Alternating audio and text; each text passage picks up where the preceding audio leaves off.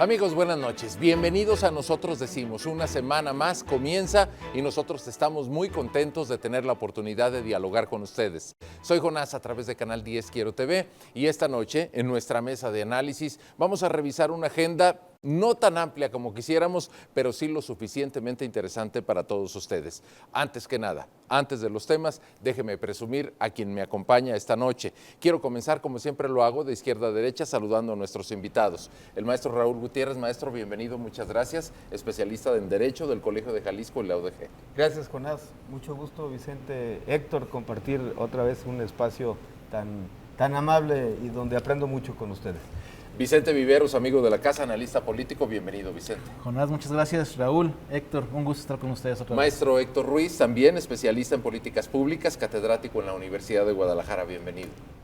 Gracias, Jonás, Vicente, Raúl, un placer de nuevo estar con ustedes. Bueno, pues empezamos rápidamente porque quiero cederles la palabra y dejar para nuestros televidentes el análisis que ustedes hacen sobre tres temas. Ojalá que el tiempo nos dé para todos ellos. Quiero comenzar con uno que se convirtió en el tópico de conversación desde el jueves pasado y hasta el día de hoy. Estamos hablando de un caso más en donde personas que ahorraron dinero, esperaban ganancias, pues empezaron a denunciar primero en la Fiscalía, fue así como lo hicimos constar, denuncias de fraude.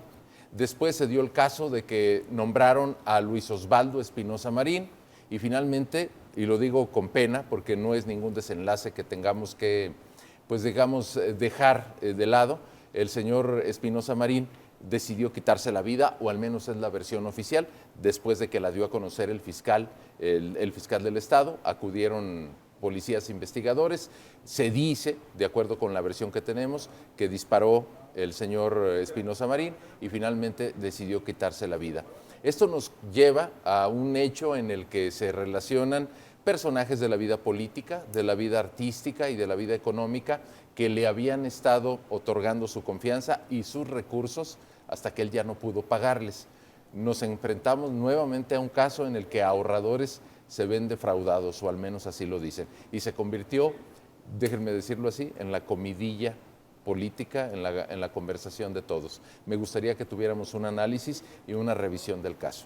Maestro, usted que es especialista en Derecho y que le ha seguido puntualmente los casos a estos. Primero, 29 años había durado este personaje desarrollando en AJP, entiendo yo, la Asociación de Juristas Jurídicos Profesionales que se dedicaban a este tema.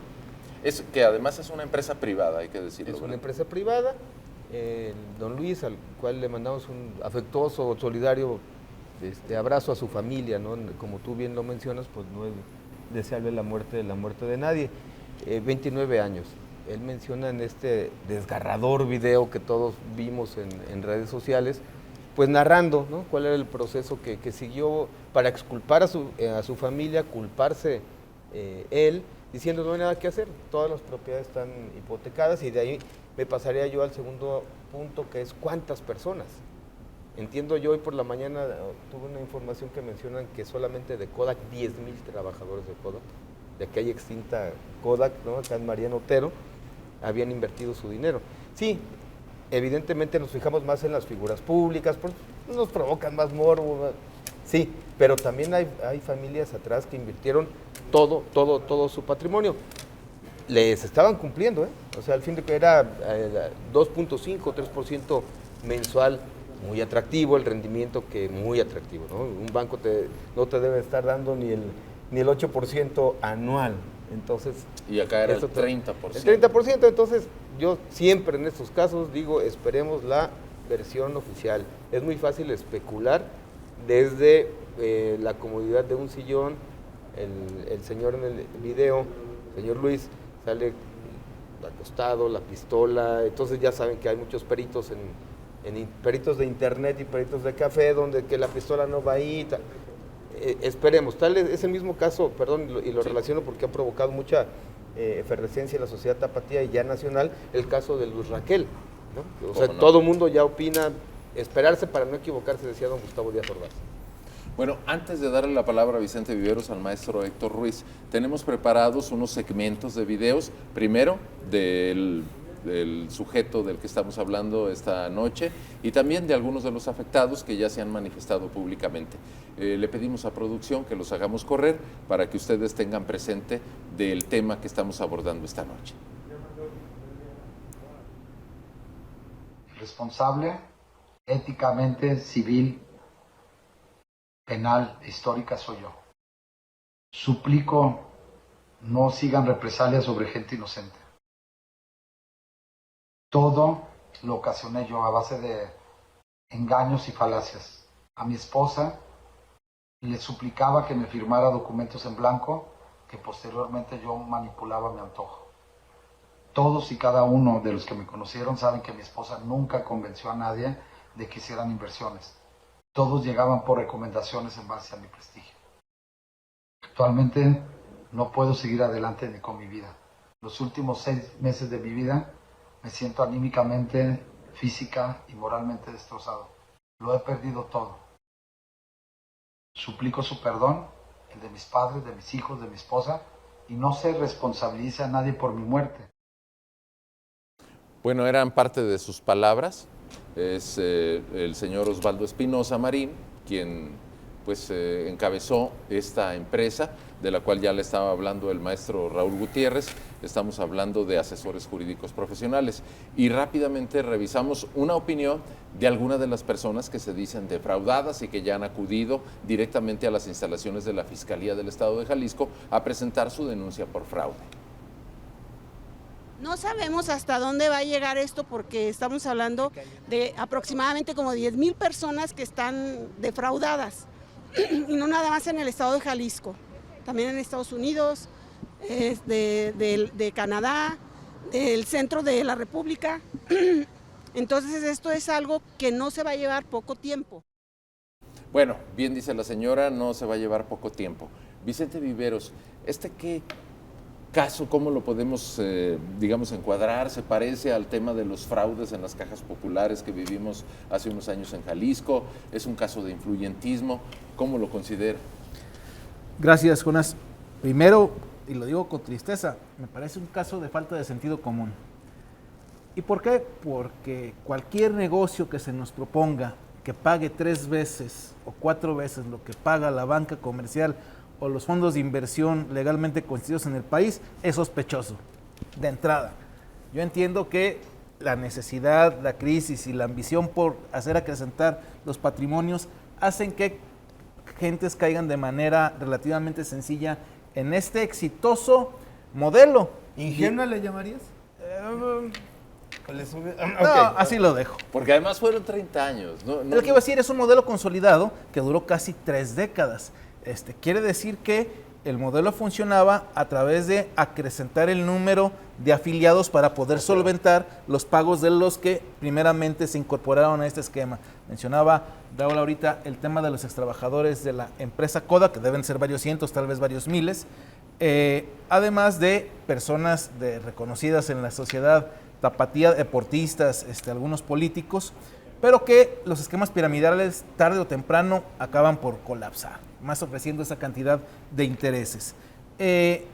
También decir que ha causado mucho revuelo por las fotografías que se ve con algunos funcionarios del estado de Jalisco, que van más de la mano de la labor altruista que tenía como tesorero de una asociación que se dedica a asuntos de trasplantes de riñón o ese tipo de asuntos y que es donde aparecen. Pero además, habrá que decirlo, si fue exitoso durante más de 25 años este negocio y nunca había defraudado a nadie, pues es evidente que se podía incorporar a todos los sectores sociales sin despertar alguna sospecha en ese tenor.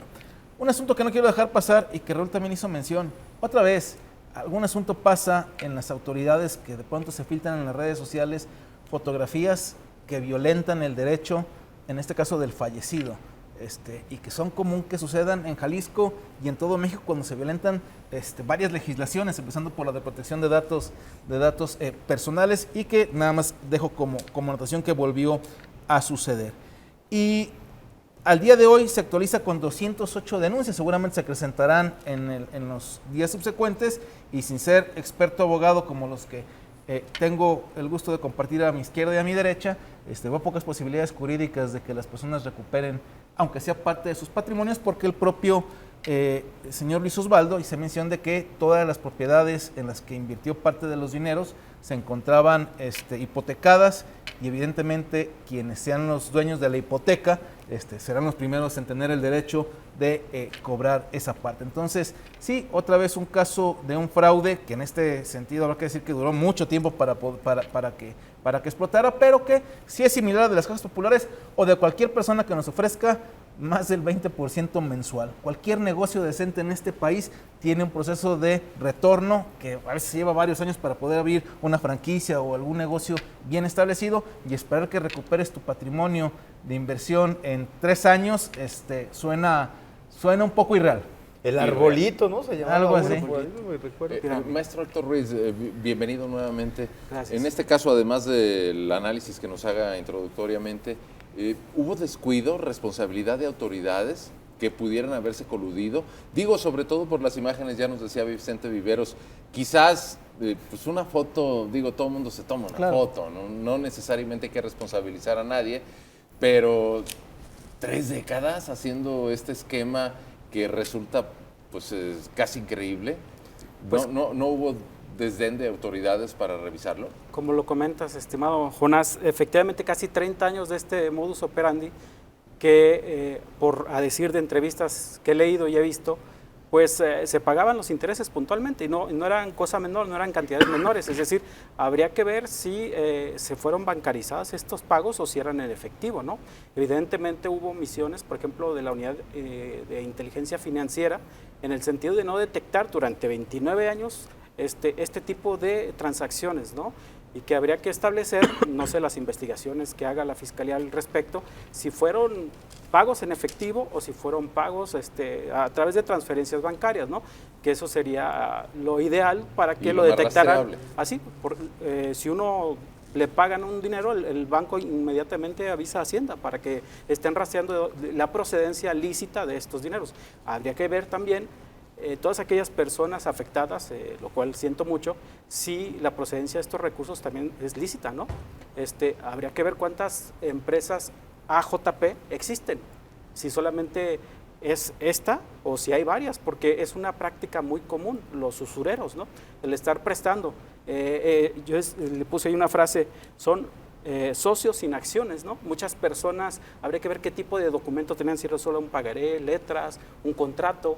Decía el licenciado Luis Osvaldo, que descanse en paz, que estaba sobre hipotecada. Yo no veo cómo puede sobre hipotecar, salvo que hipoteque 2 o 3 veces una propiedad, lo cual no es viable o no es factible, ¿no? Y para hipotecar una finca debe de hacerse por las vías legales, es decir, a través de un notario público y grabando la propiedad, ¿no? Entonces, en ese sentido, habría la autoridad que separar. Uno, Fiscalía ya no depende del Poder Ejecutivo.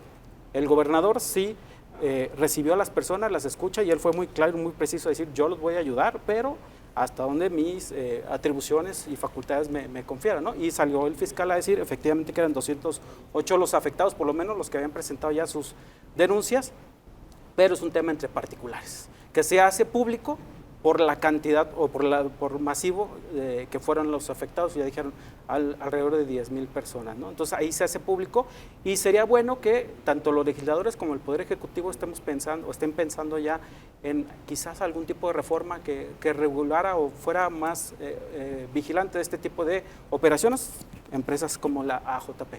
Bueno, en este caso entonces sí hay una diferencia opuesta entre lo que fueron los fraudes en las cajas populares y lo que fue que es un negocio estrictamente privado. ¿En eso estamos de acuerdo, maestro? Pero, a ver, el tema es que tenemos el esquema Fonsi, ¿no? El esquema Fonsi manifestado. Lo sorprendente es que no se hubiera sufrido daño en nadie en 29 años. Es increíble, porque regularmente esas empresas duran 1, 2, 3, 4 años hasta que se acaba la cantidad de ingenuos que van hacia abajo. Porque se funciona, ¿no? Es binario 1, 2, 4, 8 y hasta tú invitas a tu familia, oye, me está yendo muy bien, me están pagando un gran interés, ¿de dónde salió ese coche? No, mira, tú no sabes invertir, yo soy un gran inversionista, ¿no? Y empiezas un poco a este fanfarroneo de que te va bien y la gente, pues, te ve bien Esta empresa, entiendo yo que estaba en la colonia Ladrón de Guevara, pues lo primero que haces es tú ir y checar la empresa, pues ves una empresa montada, oficinas, secretarias, ves movimiento. Seguramente en esa oficina, esas fotos que ahora vemos estarán colgadas en algunas paredes para darle confianza a quien va llegando. Pero tarde o temprano, Colapsa la pirámide. ¿cuál es la cámara esta? Sí.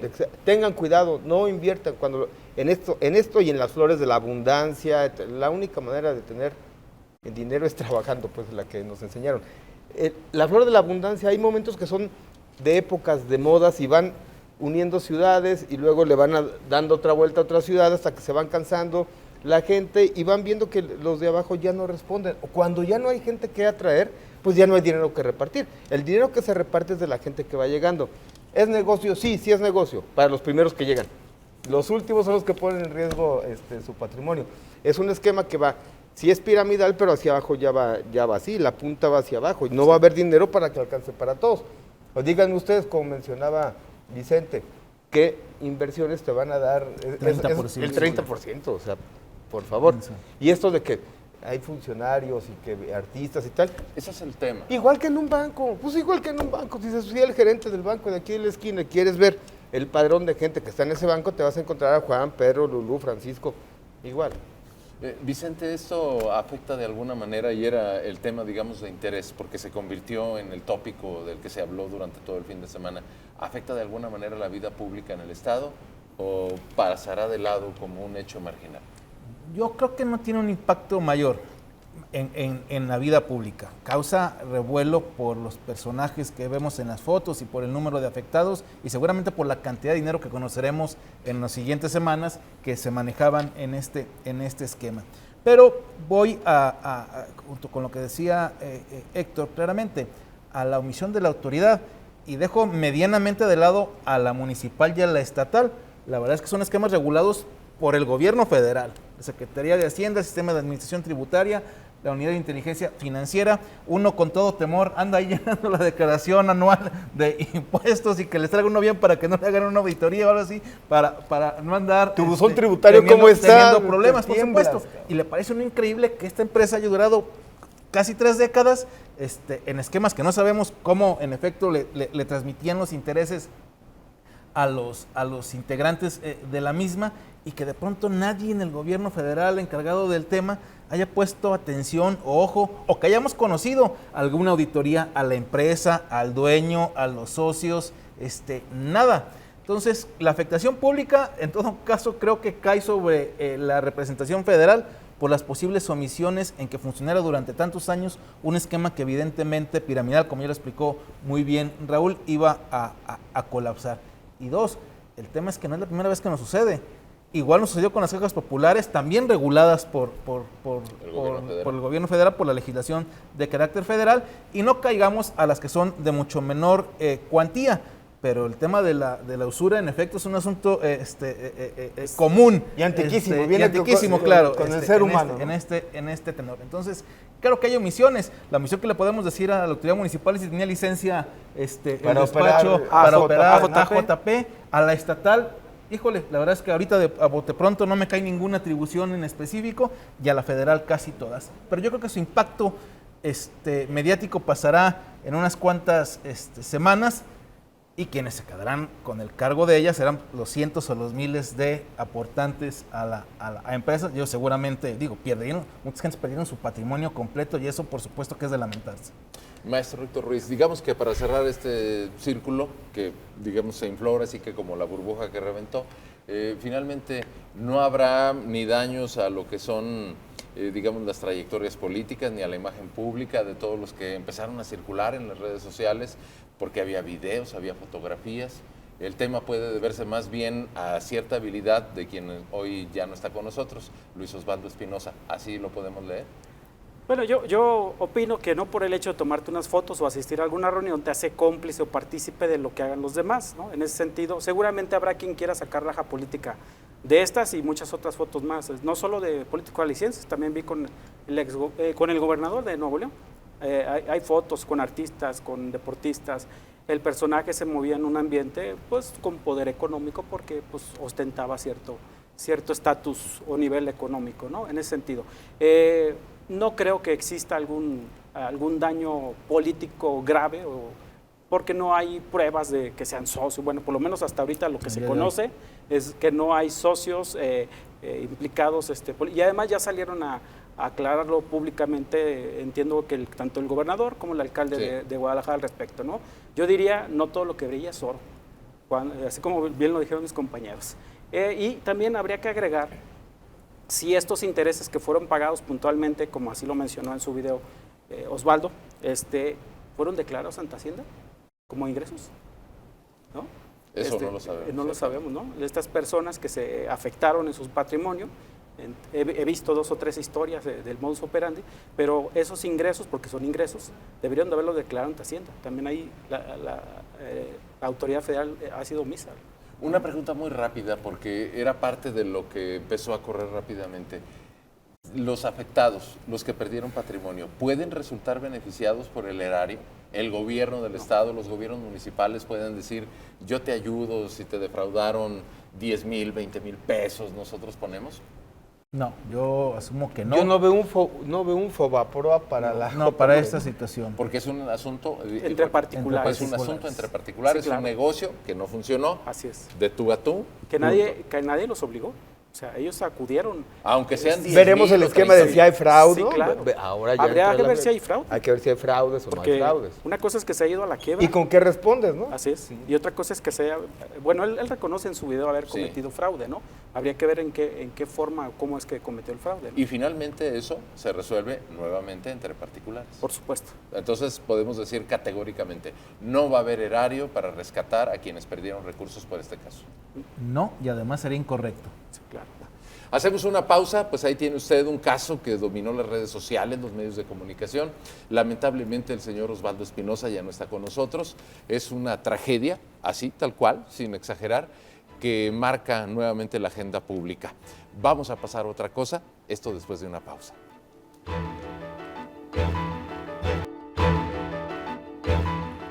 Hace unos momentos le hablé de la tragedia que sucedió el fin de semana. Le hablaba del caso del licenciado Espinosa Marín.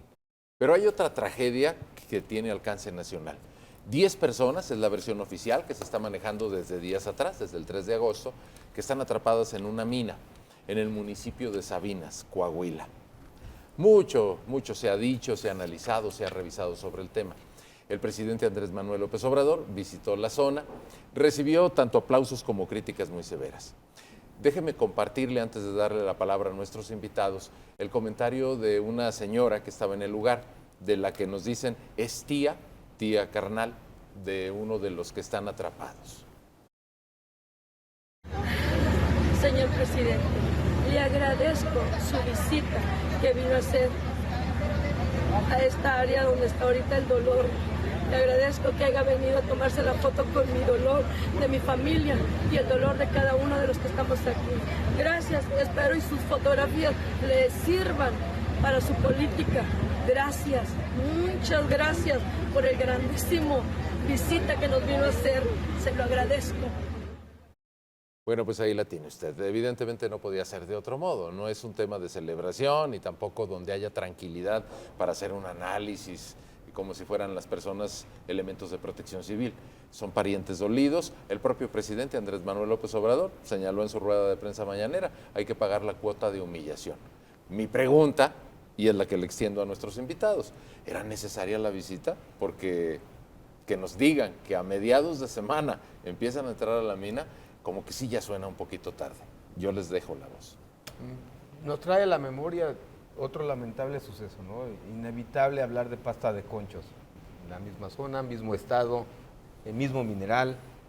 ¿no? Carbón. Y todavía no tenemos... La misma negrura, maestro. Esos resultados de pasta de conchos con lo que acaba de lamentablemente de suceder por casos distintos. En aquella ocasión fue una explosión, esta fue una inundación. Y vieron, son 3 pozos donde se meten allá abajo. ¿Qué valor tienen los mineros? Y esa es una, históricamente, ¿no? Hay mucha poesía que corre, y mucha literatura que corre alrededor de la mina, los mineros y de la situación de los mineros que no ha sido cambiada de manera sustancial desde 1890, 1850, 1840 y así síguele para atrás. O sea, la situación, lo que viene aquí a exponer, a desvelar, es cómo estamos en la minería y en el trato a los mineros que no tienen, pues parecería que allá siguen en el siglo XIX. O sea, si tú comparas esta mina con la mina de, no sé, El Soldado, creo que se llama, en Chile, ¿no? Que es una empresa impresionante que tiene eléctrico, ves la modernidad y aquí ves 1800. Pico y pala. Pico y pala, ves o sea, ¿qué hemos mejorado? Es lamentable la zozobra con la que viven ahorita sus familiares de no poderlos encontrar. Olvidémonos de encontrar, no pueden meterse a rescatarlos por la inundación. Esta de media semana que menciona que se va a meter, esperando que bajen los niveles del agua. Más bien, no he dado tu pregunta, ¿no? De cómo ves a Andrés Manuel López Obrador. Pues yo creo que es una obligación del presidente asistir en estos momentos. Ya no faltará quien diga que es porque viene la elección en Coahuila y Armando Guadiana, siempre habrá. No, bueno, es que no es que faltará alguien de decirlo, es que el año que entra hay elecciones en También, Coahuila. a lo mejor lo comparas con por qué no fue la línea 12 del metro, no sé, pero yo digo que un presidente pues debe estar con la gente, pero no fue inútil. O sea, ir, pasearse, tomarse la foto. Pues regularmente pues te siente, si no hubiera ido estaríamos diciendo no fue el presidente. Ya. Bueno, me quedo con eso, sobre todo para tratar de mantener el equilibrio, porque luego habrá quienes digan, tú lo que quieres es golpear al presidente. Maestro Vicente Viveros. Lo que llama la atención es la excepción de que hoy sí fue y en varios casos anteriores que hemos tenido en estos 3 años no ha acudido a ningún otro de los lugares donde se han enfrentado varias tragedias similares. Entonces, ¿qué opina de lo que dijo la señora? Bueno, yo creo que tiene toda la razón, porque ¿qué le decimos a la señora que es madre de alguno de los mineros? ¿Qué le decimos a las mamás y los papás de los desaparecidos, a los hermanos, a los hijos, a los que mueren por cualquier omisión del Estado mexicano y que pone en riesgo la vida? También hay que dejar de lado, la minería per se es una actividad riesgosa, desde que existe la minería en el planeta al día de hoy. Lo que uno esperaría el día de hoy es que las condiciones de esclavitud que vivían los mineros hace 200 años hayan cambiado el día de hoy. Pues nada más cambiaron un poquito, ya no son esclavos, son cuasi esclavos. ¿Sí? Esa es la condición. Y de cómo nos recordamos de que se saca raja política a la tragedia. Yo quiero recordar Pasta de Conchos y todo lo que dijeron los partidos de oposición al gobierno en ese momento. Bueno, el presidente López Obrador dijo que iba a rescatar los cuerpos en Pasta de Conchos. Que al día de hoy no ha sucedido. Eso es muy fácil declarar. Y cuando se presentan estas tragedias, se nos recuerda que las condiciones son exactamente las mismas que Pasta de Conchos y que hace 200 años, como decía Raúl. Entonces, ¿de qué nos sirve el cambio de signo político cuando las condiciones de la voracidad, pocas industrias deben ser tan voraces como la minera, por lo que reditúa, poniéndole el nombre de quien querramos, y que han explotado la minería en este país durante cientos de años, las condiciones laborales no cambian. ¿Qué pasa con la autoridad laboral para verificar las condiciones de los trabajadores? Estaban dados de altas en el IMSS los 10 trabajadores que lamentablemente hay poca perspectiva de encontrarlos con vida. No lo sabemos, pero muy probablemente la respuesta sea no. Y pozos como estos existen a todo lo largo y ancho de las zonas mineras del país, aprovechándose de la pobreza de las personas en las zonas rurales de la nación. ¿Quién hizo las visitas de supervisión? Sí, claro. ¿Dónde están los inspectores? Las licencias, etcétera, etcétera, etcétera. De eso no nos dicen nada. Habrá que hacer investigación por otras vías para poder encontrar si existieron o no los permisos para ello. Pero el tema es que lo paga el mismo de diario, el trabajador, que se ve sobreexplotado para poder tener una remuneración, espero que sea medianamente digna, por el riesgo que se corre desde hace 300, 400 años al día de hoy. Y que la condición no cambia independientemente del signo político que nos gobierna.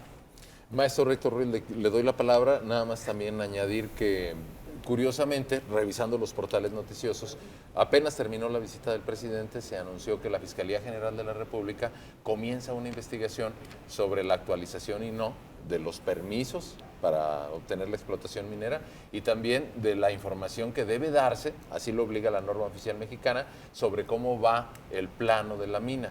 En teoría, mientras la mina sigue avanzando, tienen que estar dando información para que la autoridad esté enterada de si baja 5 metros, de si corre para adelante, en fin, para poder tomar medidas preventivas. Ya la Fiscalía por fin va a investigar. ¿Podemos tener esperanzas en eso? Híjole, la historia reciente nos dice que no. Las investigaciones, cuando el responsable es el mismo gobierno federal, tienden a quedar en el olvido, ¿no? El día de hoy, el presidente en su conferencia mañanera, a mi parecer, hizo una declaración desafortunada. Voy a decir en qué sentido. Empezó a repartir culpas, es decir, empezó a declarar que la concesión fue otorgada por Vicente Fox Quesada desde el 2003, si mal no, así sí. es, y que empezó a operar apenas en el 2021. De acuerdo a la ley minera, le corresponde a la Secretaría de Economía, verificar si quien está explotando la mina es la misma empresa que tiene la concesión. Al parecer, de acuerdo a una nota que leía, no es la misma empresa, son diferentes razones sociales. Si hay una cesión en cuanto a derechos de explotación, sería la Secretaría de Economía la encargada de verificar eso, ¿no? Así como el trabajo, de ver las condiciones laborales, etcétera, etcétera. Entonces, se me hace muy prematuro el querer repartir culpas, de decir, yo ya no soy culpable. Acuérdense que hay responsabilidad por acción y por omisión. Y en este caso, evidentemente, al parecer hay una omisión. No sé si de la Secretaría de Economía o de Trabajo o de ambas, por las condiciones en las cuales estaban trabajando los mineros. Evidentemente, accidentes ocurren. Habría que ver, como ya se dijo, si estaban dados de alta ante el Seguro Social, si tenían las condiciones dignas para estar trabajando y las medidas de seguridad óptimas, ¿no? En este sentido, yo creo que debería de haber responsables, pero tenemos muchos casos emblemáticos de este gobierno en particular, en los cuales no hacen o no hay un responsable en particular, siempre quedan las cuestiones en el olvido. En ese sentido, yo creo que no tenemos muchas esperanzas como para... ¿Y qué opinan sobre la supervivencia de...? Dicen que son 10 personas. Yo he escuchado opiniones de especialistas que dicen en realidad no pueden saber si son 10. Quizás haya menos, quizás haya más. Los milagros ocurren. Hay que tener fe, pero cada vez el tiempo nos agobia más. Bueno, el gobierno del estado de Jalisco cumplió a la demanda del presidente y les envió una bomba extractora de agua. Cuando menos es sensibilidad, ¿no? No, por supuesto. Y el presidente de la República, yo coincido con Raúl, hizo lo correcto al asistir.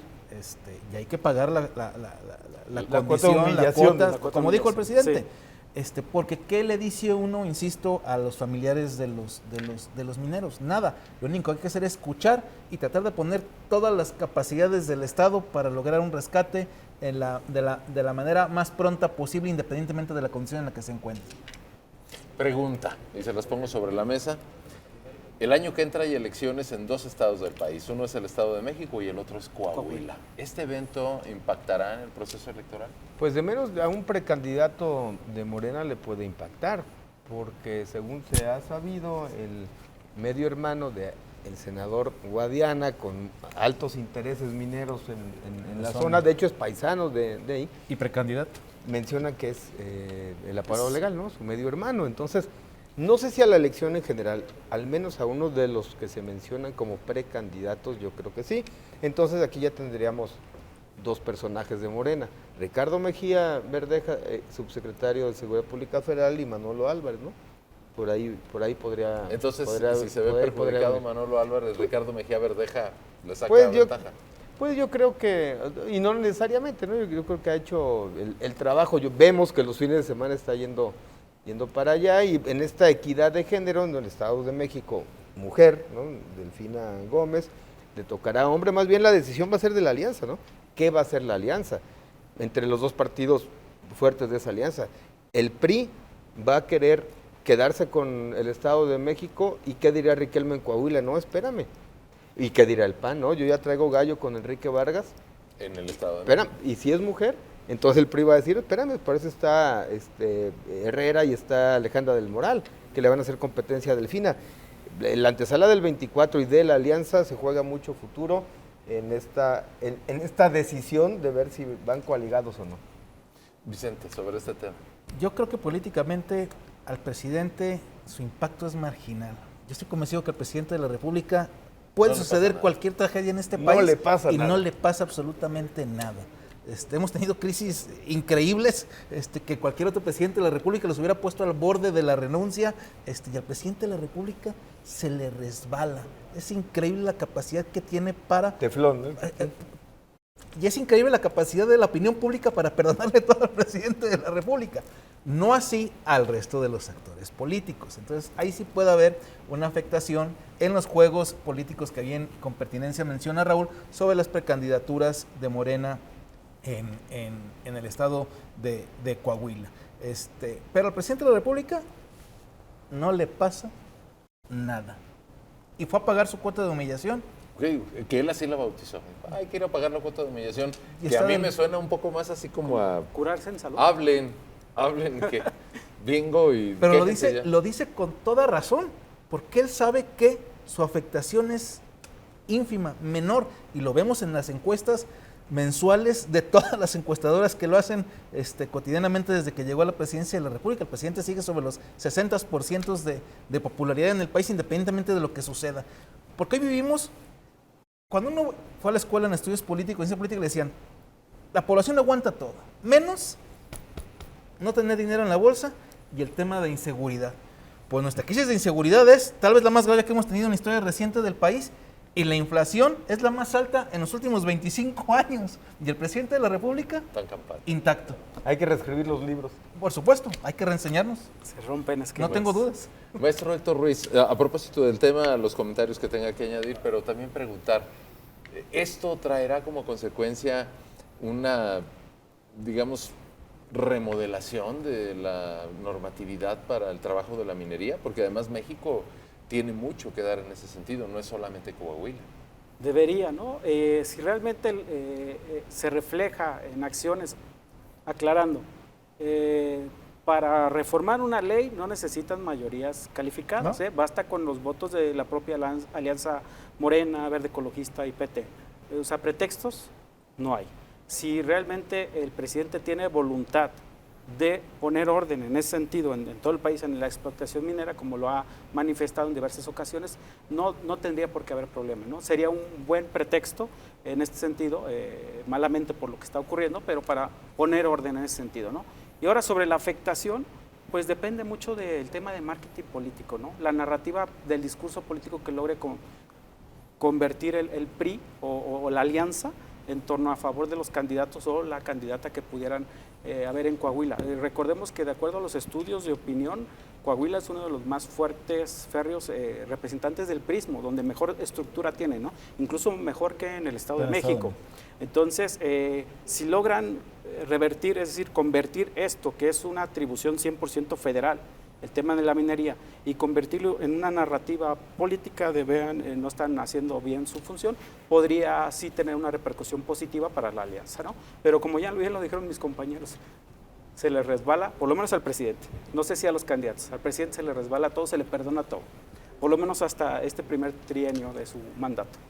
Vicente, te veo con muchas ganas. Además, en la pertinencia de lo que dice Héctor, el tema de una reforma legal en el tema de la extracción de minerales con la moda de litio ahora que se viene encima. Pero el presidente tiene dos grandes actores ahí en el Senado de la República, que son las dos partes, a Napoleón Gómez Urrutia desde la parte sindical y a Alberto Guadiana desde la parte empresarial. Entonces, conocedores del tema. Eso es a lo que voy. Sí.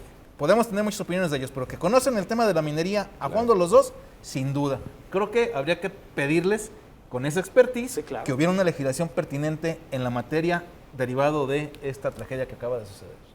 Bien, pues ahí está el tema de los 10 mineros que mientras estamos transmitiendo esta noche siguen atrapados. No hay ninguna noticia pues que nos indique una situación que nos dé optimismo.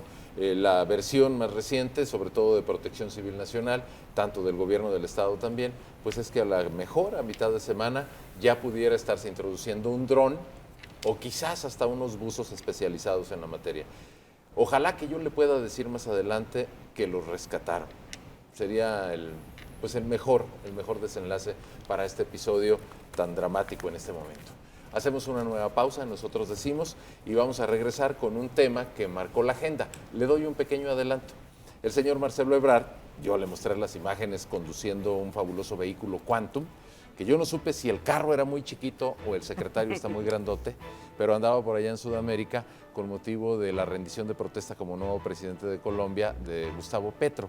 El presidente Andrés Manuel López Obrador no asistió, pero tampoco se ha manifestado mucho sobre el tema.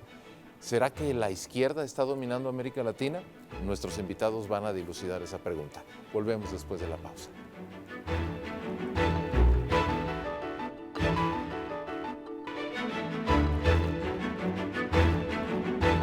Estoy de regreso con ustedes, les recuerdo que el lunes estamos comenzando la semana, es la segunda del mes de agosto y esto es Nosotros Decimos, nuestra mesa de análisis. Como siempre, muchas gracias, soy Jonás y le quiero decir que si se perdió parte del programa, lo vamos a tener completo en nuestras redes sociales, igual que vamos a compartir algunos de los segmentos en las opiniones de nuestros invitados. Están conmigo Héctor Ruiz, Pedro Vicente Viveros, el maestro Raúl Gutiérrez. Estamos hablando primero del tema pues que se convirtió en tópico local, de la muerte de un empresario que encabezaba asesores jurídicos profesionales.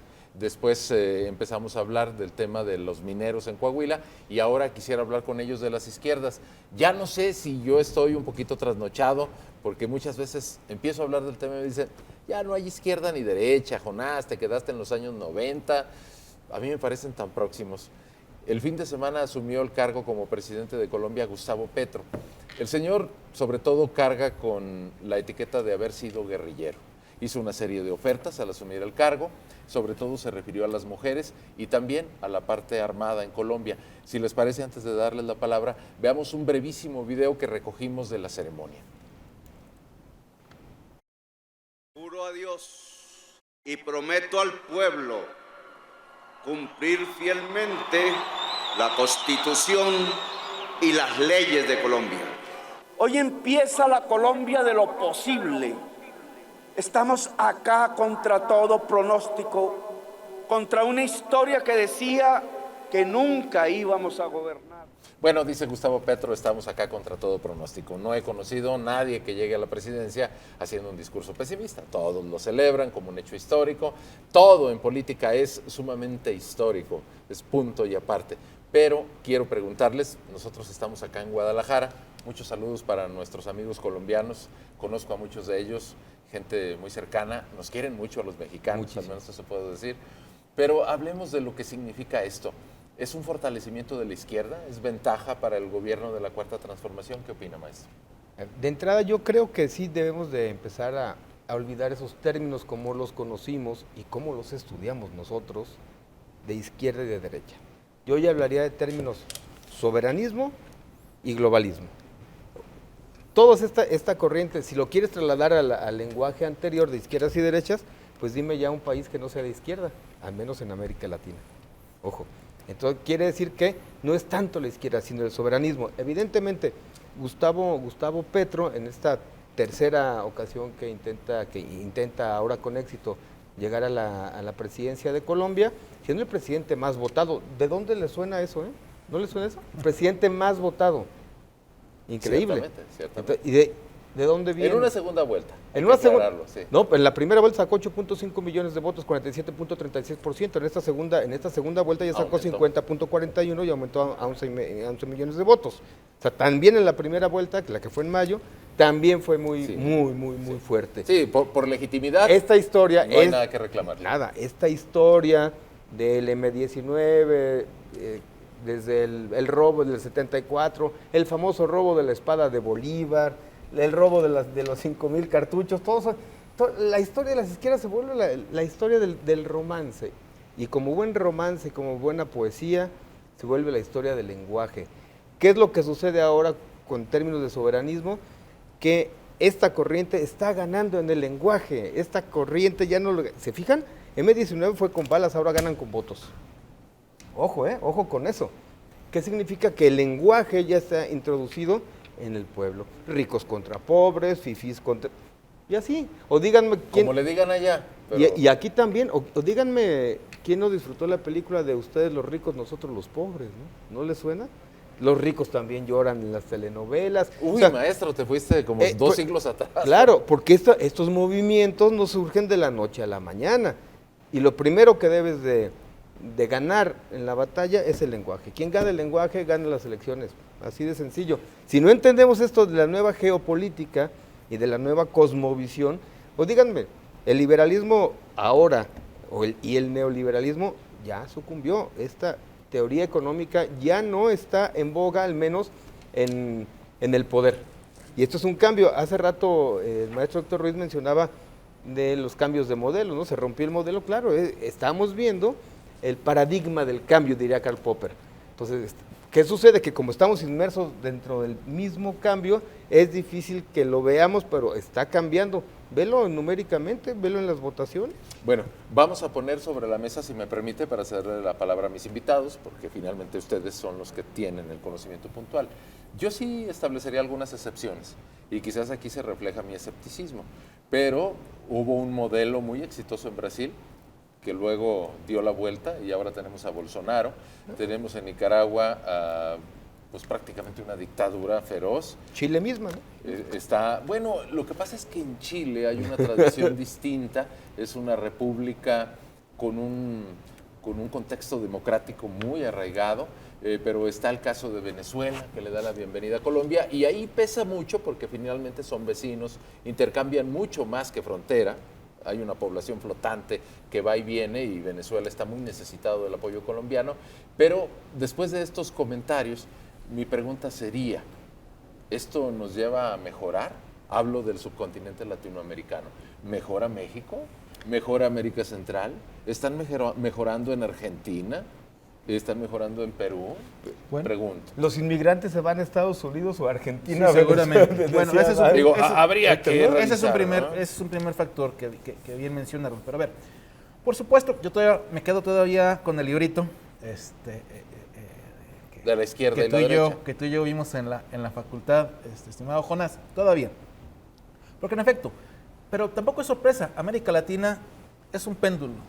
Ya ha ido desde las dictaduras en los años 70 a una relativa normalización de esquemas de carácter democrático en los que las derechas y las izquierdas han tenido sus oportunidades. Lo cual no nos debe llenar de orgullo, ¿verdad? No, estoy de acuerdo contigo. Es descriptivo.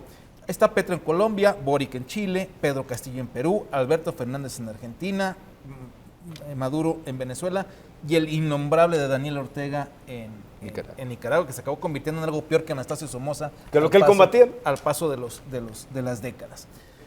Preguntémonos, los que ya tienen más tiempo en el gobierno, de todos estos que he mencionado, ¿han mejorado la condición económica de los más pobres o de los más desprotegidos, que son los que más han acudido a votar por ellos en los últimos procesos electorales, así como en México el presidente de la República, Andrés Manuel López Obrador, así como Petro en Colombia, como Boric en Chile, como Pedro Castillo en Perú o Alberto Fernández? No, pues observamos que las tasas de inflación, los niveles de desocupación y los de inseguridad crecen frente al de los gobiernos de carácter liberal. Yo entiendo el desencanto, que es el problema más grave, el desencanto de las democracias.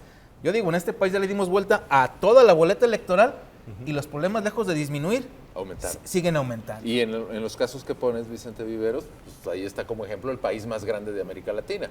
Llegó luego el otro lado de la moneda y el señor Bolsonaro, así como que esté solucionando algo, no. En efecto, entonces tenemos un problema estructural mucho más de fondo de la democracia, como eso que seguimos pensando que es la menos mágica, peor, ¿no? O la menos peor de las maneras de gobernarnos. Pero eso lleva luego a que salga con naturalidad algunas expresiones en las que hay remembranzas sobre los gobiernos de mano dura para poder imponer un modelo económico. Voy a decir una barbaridad y me disculpan todos, pero el periodo de Pinochet fue una etapa de bonanza económica en Chile frente al que vivía en el gobierno democrático de Salvador Allende. ¿Porfirio Díaz? Bueno, el de Porfirio Díaz en este país, que también... Conservadores, y les van a decir en las redes. El tema es que las democracias empiezan ni de derechas ni de izquierdas a resolver los problemas básicos de la población. Y por ello luego vemos en los latinobarómetros anuales que la percepción sobre las democracias disminuye y que hay quien dice, aumenta la percepción de aquellos que dicen, ciudadanos que te dicen, yo prefiero un gobierno autoritario, pero que me resuelva los problemas de inmediatez que vivo en el día a día en la sociedad. Maestro Héctor Ruiz, perdón, pero se nos está terminando el tiempo. Le Muy doy la palabra. rápido. Es que este tema Si también nos es vamos apasionante. a la tradicional características de izquierda, derecha y centro, podemos decir que sí, efectivamente tenemos 11 países en toda América Latina que son considerados como países de izquierda, 12 si en octubre gana Lula en Brasil. En Brasil. ¿Alguien lo duda que vaya? No, las encuestas sí lo dicen, pero habría que hacer o decir que la izquierda no es homogénea en Latinoamérica, que tiene sus matices y grandes matices. Mientras tenemos países autoritarios tipo Venezuela, tipo, no sé, Nicaragua. Cuba, Cuba, cómo no. un poco países populistas, no digo nombres, etcétera, etcétera, ¿no? Entonces hay diferentes izquierdas, ¿no? Sobre el tema, efectivamente, las izquierdas y la democracia, hay estudios serios al respecto, no han sido los grandes resolvedores, si me permite la palabra, de la problemática social, económica, todo. Entonces la gente está dejando de creer en las democracias como medio de solución de sus conflictos sociales. Por eso es que están virando a gobiernos de corte más autoritarios, más autócratas, no importa cómo lo resuelvas, pero resuelven mis problemas, ¿no? Más populistas, por así decirlo, ¿no? Perdón, Jonás, para Sí. dejar una tarea. Ahora veamos, veamos todos, ¿no? Audiencia, tú, nosotros, los términos de oclocracia y caquistocracia. Así es. Veamos qué significa. Y ya por último, para cerrar con lo que decía Raúl, efectivamente, Así es un término, es un término. el presidente... Dile, Héctor, ya me sí, está sí, con- sí. dile que es un término Sí, correcto, por favor. Se parece demasiado a Andrés Manuel. 3 veces intentó ser presidente, en su tercera pudo triunfar. Fue alcalde de Bogotá, también fue destituido del cargo. Entonces, el discurso, Vidas de hecho, paralelas. así es, de hecho, su bandera, fíjense bien, perdón social a corruptos y delincuentes que se encuentran en cárceles. Esa es parte de su bandera política. No utilizar un discurso de odio, no dividir, no separar, etcétera, etcétera, ¿no? Entonces, el Ojalá hecho que de él las sí lo palabras, cumpla. ¿sí? El hecho Ojalá de que él sí ojalá lo que lo cumpla. cumpla, ¿no? Pero sí, está ganando terreno la izquierda, si la viéramos desde el punto de vista tradicional, pero hay que decir que la izquierda en América Latina tiene sus grandes ¿Cuáles matices. ¿no? izquierdas? Así es. Maestro Héctor Ruiz, le agradecemos mucho gracias esta a ustedes noche por su la presencia. Pedro Vicente Viveros. Siempre agradecido. Maestro, Amigo querido. ¿cómo está Raúl Gutiérrez? ¿Cómo estás, Jonás? Bien, Bien, acá, bien. en un Le programa. agradezco mucho la oportunidad. Gracias, señor. Y gracias sobre todo a ustedes. Maestro, Va a ganar el Atlas, ¿eh? No, hombre, ya se les fue su mejor hombre, Eduardo el Bricio próximo Carlos- fin de Bricio semana Cárter, Chivas ¿no? Atlas. Con eso cerramos a propósito ¿A poco no va a de la ganar el Atlas? confrontación Por supuesto de que no. izquierdas y derechas. Sin Bricio no gana. Muy buenas noches. Son mayoría.